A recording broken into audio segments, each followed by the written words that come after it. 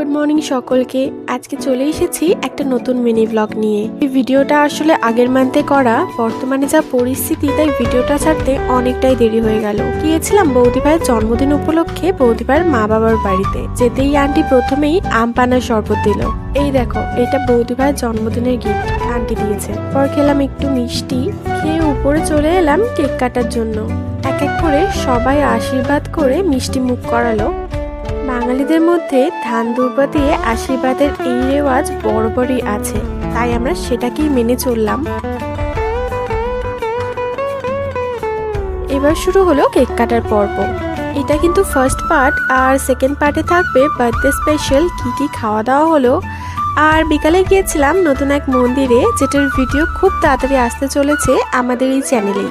তো আমাদের চ্যানেলটিকে অবশ্যই তোমরা সাবস্ক্রাইব করে রাখো, যাতে নতুন নতুন এরকম আরও অনেক ভিডিও তোমরা দেখতে পারো।